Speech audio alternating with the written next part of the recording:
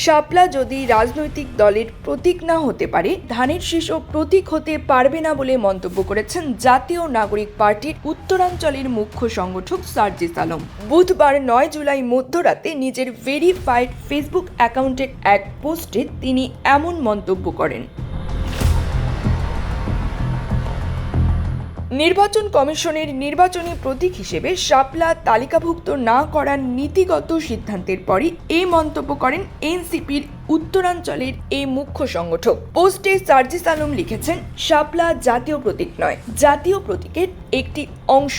একইভাবে ধানের শীষ, পাট পাতা এবং তারকাও জাতীয় প্রতীকের অংশ। শাপলা যদি রাজনৈতিক দলের প্রতীক না হতে পারে, তাহলে ধানের শীষও প্রতীক হতে পারবে না।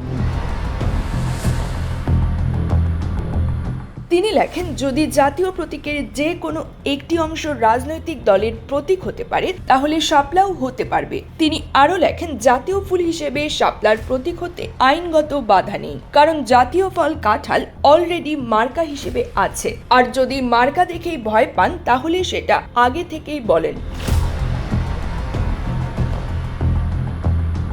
এর আগে বুধবার সন্ধ্যায় নির্বাচনী প্রতীক হিসেবে জাতীয় প্রতীক শাপলাকে নির্বাচন পরিচালনা বিধিমালার তফসিলভুক্ত না করার বিষয়ে নীতিগত সিদ্ধান্ত হয়েছে বলে জানান নির্বাচন কমিশনার আব্দুর রহমানেল মাসুদ।